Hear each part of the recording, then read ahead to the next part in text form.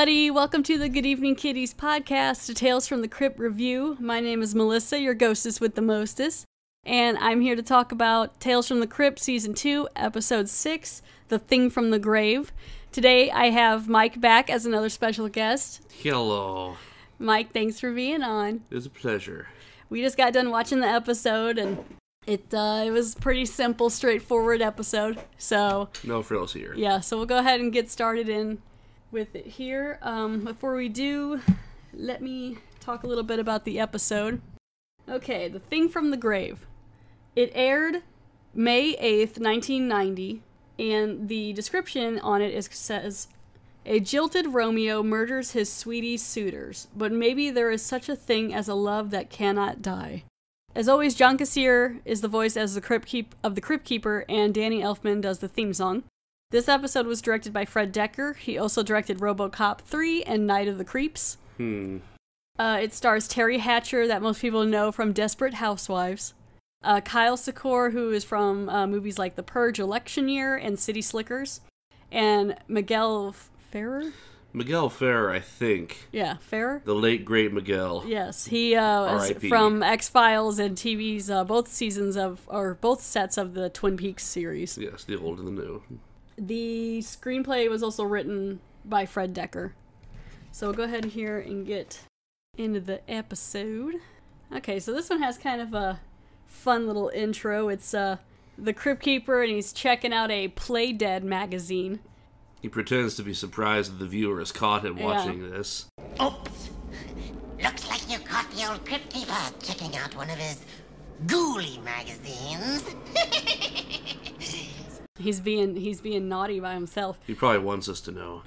And it's got like a emaciated dead lady on the cover, and he's checking it out. It's kind of funny, and so he's talking about how this episode's about a pretty girl, and I don't know. I always like how they do the crypt. I like how the little touches and stuff. It's really neat. They always got like the water shimmering and stuff, like he's. And all the candles. Just like a real gross. And all the dust. Everything looks like it's just caked with dust. Yeah. So we get into the episode here, and it starts out, there's a guy driving down a road that, there's a sign that says not a county managed road, so it's pretty abandoned. Maintained. Or, so maintained. Your tax dollars are not going to upkeep this. Yeah, they're just saying if you get lost here, you're kind of screwed. So this guy's driving down the road, and he's got a map, and he's trying to find this place. He's in a kind of a nice car. I think it's like a convertible or something. He's coming up the dirt road, and he just about hits this guy right in front of a house that's kind of lit up. It's like a cabin. Looks like Robert Stack in the background. He's got like the trench coat. The trench coat. And it's Miguel Ferrer. He's playing a guy named Mitch. And he's out there in the coat, and they're basically arguing about this woman. You don't really know her name yet, but Mitch pulls out a gun, and he's basically saying, like, you need to stay away from a woman. She's mine. Yeah, and here's one in the shoulder. Yeah, he shoots Here's her another in the one shoulder. in the shoulder. Yeah. The other shoulder. Shoots him in both shoulders, and he takes off running. I don't know why I'm giving a gravelly voice, because Miguel does not do that at all. Maybe. So he takes off running, and I kind of kept an eye on this to see if he was moving his arms much, and he really isn't. So it's because at first I was like, if he's going to be jogging, I'm going to be mad because he's got shot. Well, just shot in both shoulders. Yeah. So he runs, and he falls right into, like, someone has dug a grave, which, I mean, it was Mitch. He dug a grave that's pretty deep. It's a good sized grave. He's been busy, and there's a shovel sitting next to it. Did it himself. It's like a good 6-8 feet, maybe. Yeah, it's already ready for him, which I thought was kind of fun. So he's kind of like, Mitch is there, and he's kind of apologizing that there's no headstone, and also he says some fun stuff here. And then they get biblical for a second. Yeah, they get a little biblical. It's like, fun. Dude, thou shalt not cover thy neighbor's wife. And he's basically like, you need to stay away from my wife. And he's like, well, you're not even married yet. And he's like, oh, we will. They're not even married yet. They're engaged. And then, of course, the other guy's like, well, what about thou shalt not kill? And then Miguel's just like, Mitch is just like, fuck it. Bang. And into the grave he goes. Into the grave. And then he goes, I want you to remember one thing before you go to hell. You miserable piece of shit. She's mine. What happened to thou shalt not kill? Fuck it.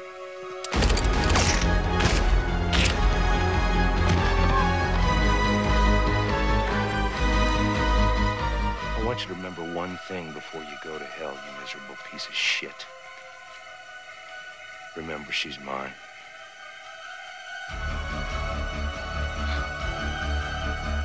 Not yours. It's mine. And then it just segues into what you can kind of extrapolate that this is obviously a flashback that's now taking place because we have a close-up on the object of both men's desire. That wasn't very apparent to me. I was like, this doesn't seem like a flashback, but alright. The episode doesn't spoon feed you. Yeah, it really just gives could have everything told me. to you. But because the guy that he shot in the beginning really doesn't look super descriptive. I mean, he's just like a dorky kind of guy with glasses. He really didn't. You can tell it's the same guy. Though. I guess You can definitely tell it's the same guy. So it opens up and there's a photo shoot going on, and Terry Hatcher's got the wind blowing in her hair, and she's got this leather zip up swimsuit. Just like Baywatch. Yeah, very Baywatchy, and the guy from earlier who was killed is taking pictures of her, and there's some people watching, and they're doing a whole shoot and everything, and lots of bikini models and some Japanese businessmen that are for some reason. Well, they're helping to fund it, I think, or something like that. And they got some dumb guy in a suit posing with the bikini models because apparently he's big in Japan. Yes. She's got, is that loaded? Like a loaded harpoon gun thing that she has? Or is that fake? It doesn't look legit to me. Yeah, they look a little dangerous. No, maybe it is. Maybe that is a harpoon gun. Yeah, the models are holding harpoon guns. And they're not holding them, like, they're just kind of like holding them loosely, like, harpoons. And so Mitch is there for some reason. And he's kind of being a jerk. And he's smoking and he's got his glasses on inside for some reason because he wants to look cool. And he's basically one of those boyfriends or fiancés that's all up in his lady's business and to make it uncomfortable. He's trying so hard, guys. Well, because he says he's her manager, but he's also her fiancé, and he makes that known. But it's like one of those guys that like it's gonna ruin her career. Like, he introduces himself by just walking into the middle of the shoot and talking directly to her while they're trying to take pictures. So that right off the bat kind of shows you what kind of guy he is. She's working right now. Although we've already seen him shoot him, so I guess whatever. Yeah, but I mean, like, she's working right now, and he's all, I can't stand that stuff. So he even goes back over to the photographer. Did you catch that guy's name? The photographer? Yeah. Oh, I don't know. I don't know, maybe they'll say it later. And so he's, because I didn't catch We're awful. I know her name is Stacy, and then her fiance's name was Mitch, but I didn't catch what the photographer guy's name was. He doesn't matter. So basically, Mitch is like making everyone uncomfortable by commenting that Stacy looks super hot. God, she's hot, isn't she? And who might you be, by the way? Mitch Bruckner. I'm Stacy's manager. Uh-huh. I'm also her fiance. And mention it to the photographer, like I don't know, like kind of edging him on, like I guess hoping he'll say something. Yeah, it's the old like, don't you think my girlfriend's hot? And then if you agree, what do you mean you think she's hot? yeah, it's like you don't want her to be hot, and then it's if you say anything, he's like, yeah, I saw you looking at her. It's like, you're the one who's bringing the attention to it. I don't know what you're talking about. But so basically the photographer guy tells Mitch to maybe take a break and go out for a little bit and get some coffee. Which is a polite way to say, go fuck yourself. Yeah, and he's kind of he says he's making Stacy nervous, and Mitch is like, no, you're making him nervous. You're the man. You're the guy. You're the bad guy. Yeah, so it's kind of got this whole photo scene thing, and so basically later, after the photo shoot, the photographer guy, I gotta catch his name somewhere, and maybe he don't have a name, and he has a name, we're just awful because we didn't research this episode enough, obviously. I'll just call him photographer guy. Photographer guy. And so... that is his name. It's fine. It shall be agreed. I'm sure they'll say it eventually. So, one thing that I kind of wonder about, I mean, Mitch is an asshole, but the photographer right off the bat says, well, that's a swell boyfriend you got there, and right off the bat kind of sort of starts macking on her. Not really. I don't know. It's borderline because I know what they were going for. I know that he's supposed to be the protagonist, that he's supposed to be, we're supposed to see things from his perspective, but at the same time, he kind of uses this discord between the two of them as an avenue to, well, I got a place, and if he's being an asshole to you, then you can come over and stay at my place. But it's also kind of like, part of me thinks maybe they already had something going on a little, the way that it kind of... But then part of me is also like, I think he was also trying to be nice. He tells her, like, hey, you know, he seems, your fiance seems a little aggressive. I mean, I don't know if he ever has hit you before, but if you ever feel like you're being threatened or something, here's the key, like, to my studio. There's an extra bed if you want to use it, and a TV and some food. But we all know where that is going. I know, but I mean, like, he was being kind of sincere about it. He could tell that, like, if Mitch was that escalated, then there's a good chance he probably has hit Stacy before. Later, I guess it's that same night or a couple nights later, Stacy takes him up on it and shows up. He's like half asleep, eating dinner. With some Bass Ale, which is interesting product placement. I don't even know if I didn't even catch it. I don't even know if it'd be It's an English beer. Have you ever had it? Yeah. Yeah, it's pretty good. It's alright. Is it hoppy or? It's more of just a malty kind of like standard English ale. Not very hoppy at all. But yeah, she's taking him up on it. Yeah. And she comes over and he's half asleep and she comes over. But here's where I think that the guy is kind of suspect himself, because right when she comes through the door, he kind of pushes this button. And then like the wall all lights up with like this romantic tropical sunset kind of vista. Well, yeah. Your motives are a little less than noble if this is the way you're going about it. But see, I'm pretty sure they're in the same room they were in earlier. Like when he says his studio, that's the same room they were just in, because that's the same backdrop. But why would he turn it on? Because he was trying to be cute, I guess. I don't know. So he came over, he steps on the red button, and it lights up this like Caribbean background that's lit up on the back, and so they kind of meet and you just see like their silhouettes. I mean, Mitch is a straight up abuser, but this is, I don't know, it seems like he's taking advantage of her. Well, that's no, because what I'm she's getting into from this it. whole thing. She's into it though. Oh well. Because see, like he's like, I guess I was being forward, and she's like, I guess I was being forward by accepting the offer, and then they just kind of are like, let's just be forward and kiss, and so then they do, and I was like, oh, that's pretty. Of course, quick. Maybe I'm reading too much into it. It is, after all, late night HBO. Yeah. Well, and this episode's, 27 minutes long or something, so... Yeah. It felt even shorter than that. The episode felt like it was 10 minutes long. This one really goes by quick. This one doesn't have a whole lot of it's plot not, in it. It's pretty straightforward. Like the Crypt Keeper said, he told us right off the bat that it makes no bones about what it is, this one, so... Well, and even the title, The Thing from the Grave, it's like, okay, I got what's going on. No, that could be anything, though. Something's coming out of the grave.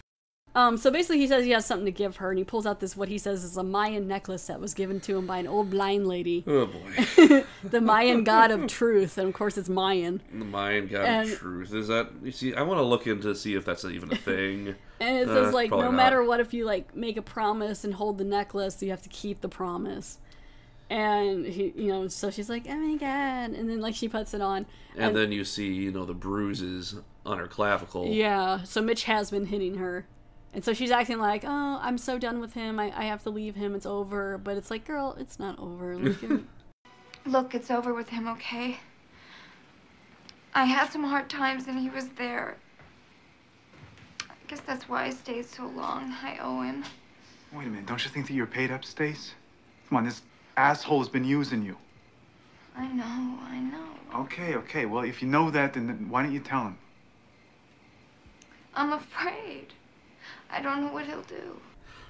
It's never I can tell the way she's acting, because this guy's crazy. You can't just, when you're with some guy that crazy and you just tell him it's over, it's not over. You got to either get a restraining order or something, because he's not going to quit. And she's not really technically pushing him away, as we see later. No. They're talking fine. No. So she's afraid. She doesn't know what Mitch is going to do. And photography guy is like, you don't have to be afraid, because I'm here. And then, of course, cue make-out scene. Well, but he's holding the necklace when he says that. He's like, I'll protect you. I'll be here. And then you're like, oh, snap, Mayan God of Truth. Like, that's going to come back later. And so, so then they make out and probably more things. And, Chekhov's gift shop necklace. Yes, this old blind lady. While they're making out, you can see that Mitch is in the car outside with his faithful dog companion. And they're taping them making out through the window. So he's been spying on her. He knows exactly what's going down, and he's got those murder gloves on that only people who murder. I know, these are the gloves you wear when you strangle people. Yeah. And if you do not want to leave fingerprints anywhere. And this part kind of made me laugh because so later his name's Devlon. Okay, sure. Devlon. Are you sure it's not Devon? No, it said Devlon Cates. Oh, Devlon. That's interesting. Yeah, to any Devlons out there, I don't mean any offense. Yeah. Photography guy is fine. Maybe I do. You got a weird name. I'll just call him PG. Photography guy. So Devlon, is coming home, like, to get the answer machine message, because this is 1990, and he's got a bag of groceries, and this is always my favorite, how there's always, a lone baguette hanging out of the top of the bag of groceries. Like, there's always that baguette. So many people eat so many baguettes, apparently. I rarely buy a baguette. Well, the baguette, you see, if he's walking to and from, this is in case he gets mugged, he can defend himself. I guess. I mean, they're tasty, but yeah, after 2 days, you can beat someone to death with them if you don't use them. But, yeah, so he shows up, picks up, and it's Mitch. And he's basically saying, like, hey, me and Stacy had a fight. Look, I know everything, all right? Don't ask me how, it's not important. What is important is that she's in trouble. What kind of trouble? Shut up, okay? We had a fight. She went to our cabin. Look, she doesn't want to see my face. She won't accept my help. But maybe she'll listen to you. But he's just like, Stacy's in trouble and I need you to help me. You know, this is not about me at all.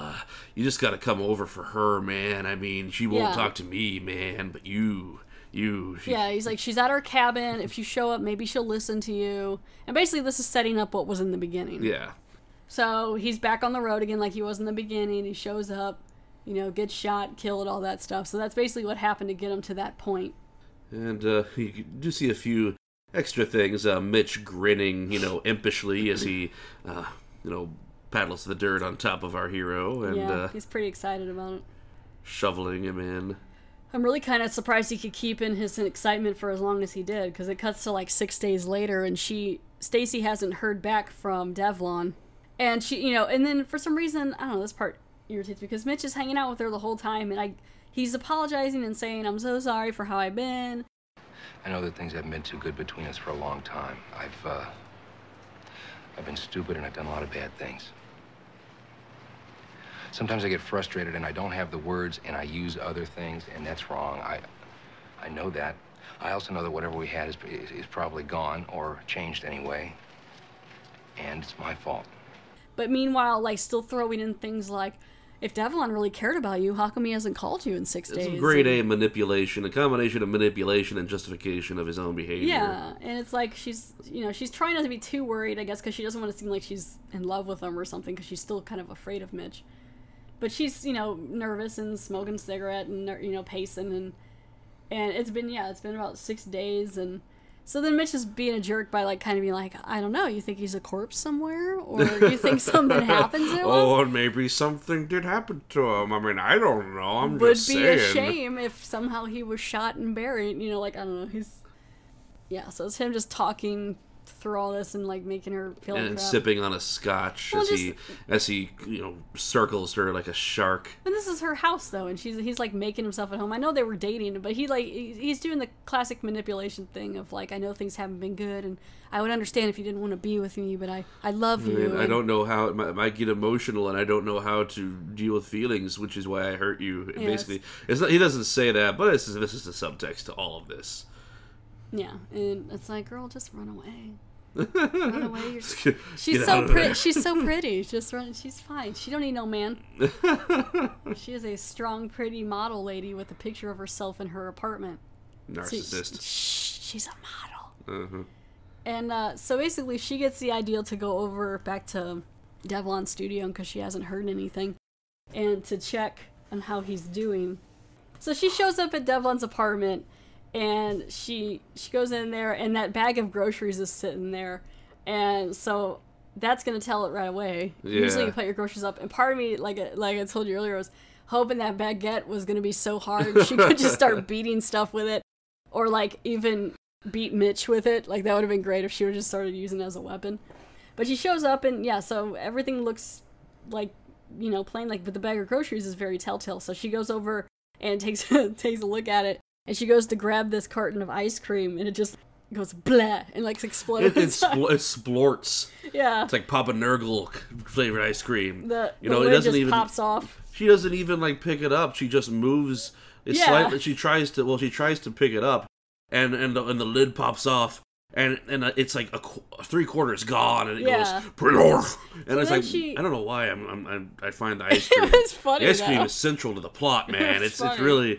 You know, that could have been a thing. It was funny. And so then she goes over to this huge Panasonic answering machine. Yes. And she sees that there's a message on there. And she hears part of the message, I guess, that Mitch was leaving, or like threatening and stuff. And so all of a sudden she turns around and there's Mitch, and he's got the scary gloves on. Yeah. And he's grabbing He has his her. murder gloves. Yeah, his murder gloves are on. And he's got a hold of her, and he's like, I guess gonna choke her out, I don't know. And so he's fighting her. And they're flailing around. And then next thing you know, they're at the cabin. So he basically kidnapped her. He ties her to the bed at the cabin. There's a nice cheery fire there. And he's got her down to like her corset shirt and underwear.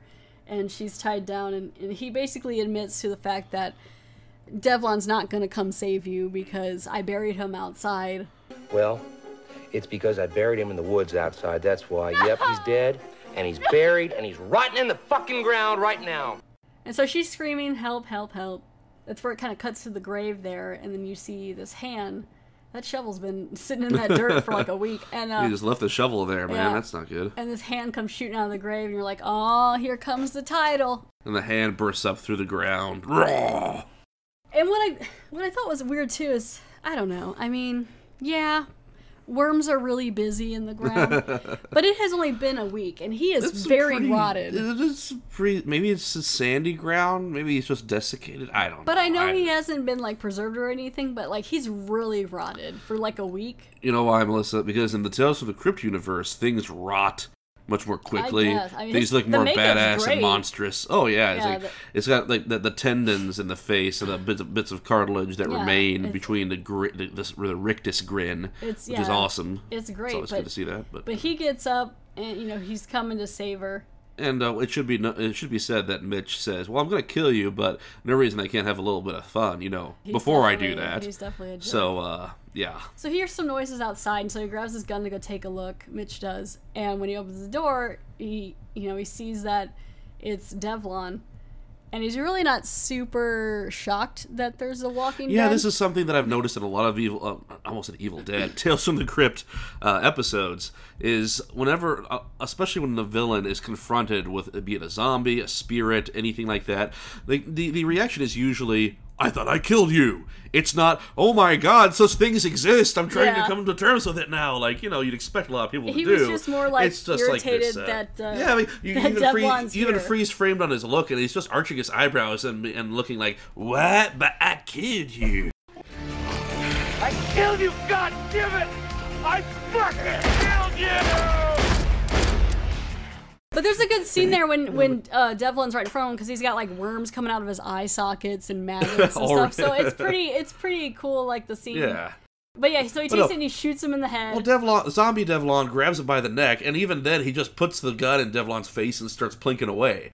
Like, it's almost like, dude, have you dealt with zombies before? I don't know. Are you... that's true. It was like a headshot, didn't it? Yeah, like. Are you down with the undead? You've had dealings with them in the past? But he's more just mad. He's like, he's just mad. I killed you, and he's running away from him. It's a great thing. He's not really afraid. He's mad. And now you see that like that zombie Devlon has dug a little hole for him. Yeah. Not as deep, but it's still a little. He's dead. He's got so much to work with. He dug a quick little hole, and so he comes down and he stabs onto Mitch's fingers. He chops off his fingers with a shovel. Chops off like all four, and it's all like bleeding everywhere. And so then in the meantime, Stacy's getting out of the bed. She's untying the knots and throwing her clothes on. Yeah, you can tell that bad guy Mitch never was part of the Boy Scouts because those knots, came up. But here's one of the best parts. So zombie Devlon this is ridiculous. Takes Mitch's bloody hand, so he's got like a thumb and no fingers. The squibs are going off and the blood is splurting out of all the severed digits. And there's a big rock next to their grave, and so the whole time he's taking his hand and moving it so that it spells out "She's mine" in Mitch's finger blood. For a second, I thought that Mitch himself was doing that, and I'm just like, he's kind of a badass. He might be a scumbag. As he's dying, she's still mine. No, so basically Devlon's like, no, she's mine, and he's in the hole with Mitch, and he's burying them together. He's kind of like throwing the dirt all down. Taking you with me. Yeah. Which helps, of course, the... what I was expecting was, because I've seen this a long time ago, but of course you forget if you've only seen something once. What is it gonna do after he's done away with Mitch? Is he going to expect her again, and it's gonna be like, "You're coming with me, sweetie"? But no, he just buries them all together, which I suppose was the promise from that like gift store trinket or whatever. Well, yeah, and that's where, like, she's outside and she hears the screaming, and she goes along with it, too. She kind of grabs the necklace like, well, he did say he'd be with me forever, and it's like, there's still a zombie dude walking around trying to save you.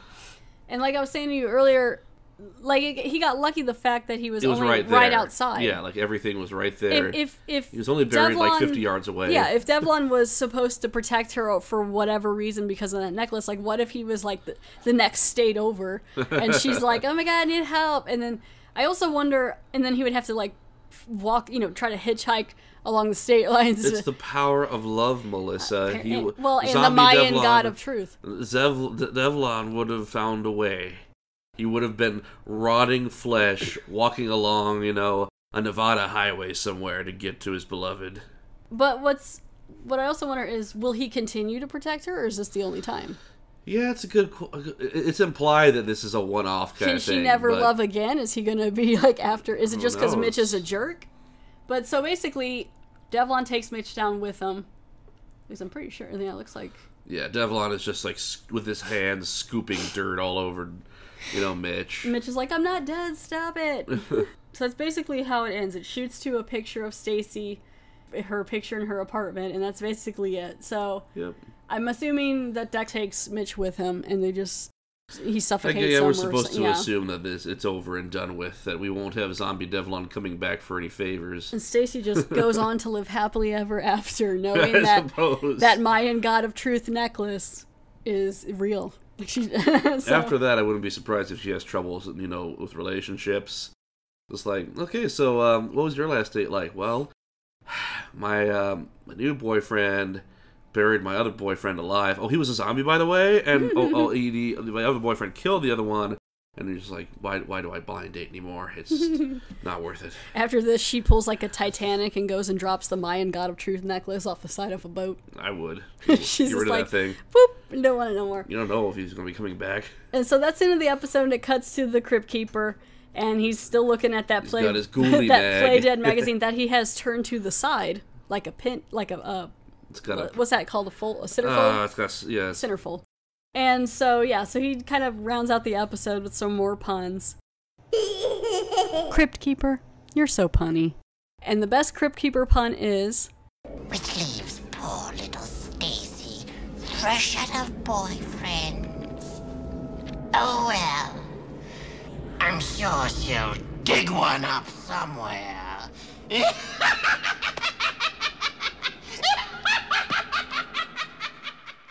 Oh my god, so funny, Coco.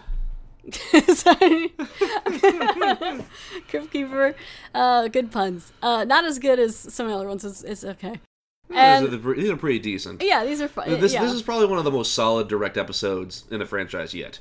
It's very straight to the point. It is straightforward, but it's not super, it's one memorable. Of the most... Despite that, it's still, I think, one of the most... Like, when you think of a Tales from the Crypt story, most of the time you think about some sort of revenge from beyond the grave kind of thing.